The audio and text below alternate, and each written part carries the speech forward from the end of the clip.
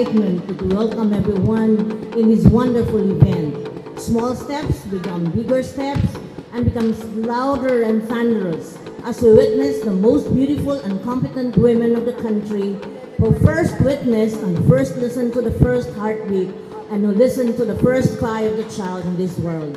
Why don't we give ourselves our loudest applause?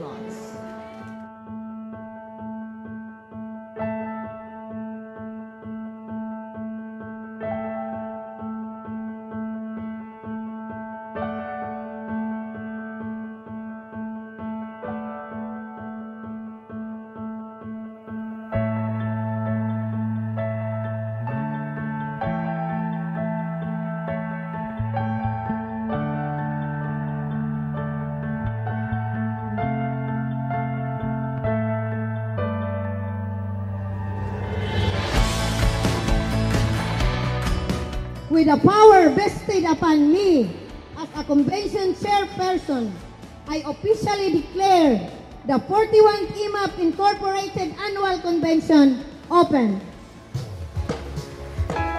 Mabuhay ang IMAP! God bless!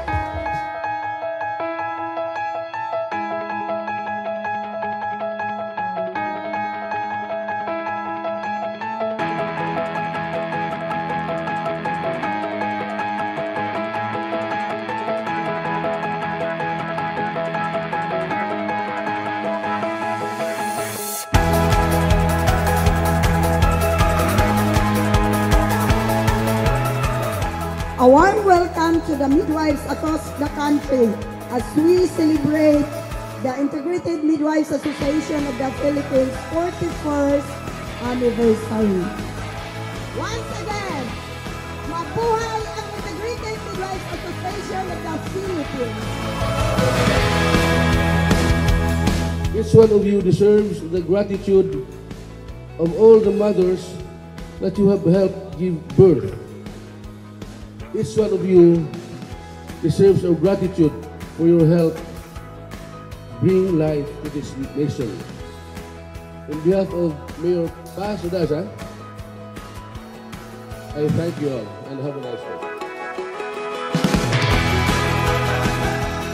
To the Integrated Midwives Association of the Philippines, our immediate past president and the current president, let us work together to improve our healthcare services to ensure safe deliveries and care of newborn and mothers.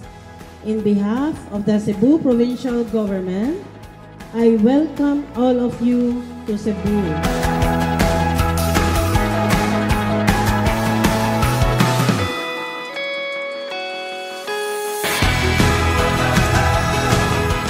Gusto ko sana kayong personal na makausap ni dating Secretary Mar Rojas ngayong araw, ngunit talagang punong-puno ang kanyang schedule.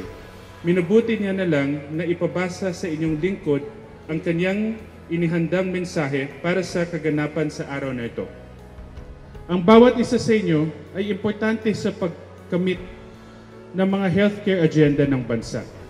Magbuklod-buklod tayo, magkaisa tayo, sa paghatak tungo sa isang mas masagana at mas maunlad na Pilipinas.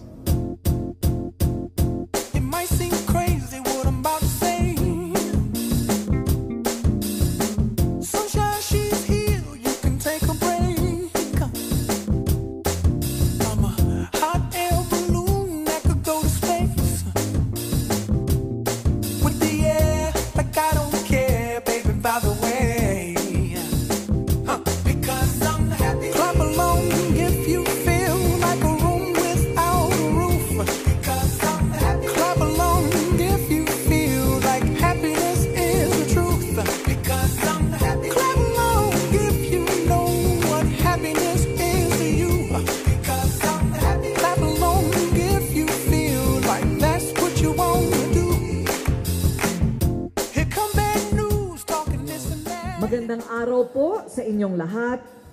Kakaibang experience po ito para sa akin. First time po daw dapat siyang maging opening at closing keynote speaker sa isang event. There's always a first time, sabi nga nila. Pero para sa IMAP, bakit hindi? Hintayin ko na lang, baka may post-convention keynote speech din ako para sa inyo, sabi niya. Malakas sa akin ang IMAP. Dahil natatandaan ko na kayo ang aking kasangga sa pagsulong ng Cheaper Medicines Act, sa Philippine Midwifery Act, at sa iba pang programa para patatagin ang healthcare sa ating bansa. We must always work to be better. This is the philosophy of IMAP. You want to meet the challenges of the 21st century. Kami ni Leni Robredo, ganun din. Together, we can work for a better tomorrow for our countrymen. We can institutionalize the reforms, make the benefits bigger and better, and reach more of our countrymen.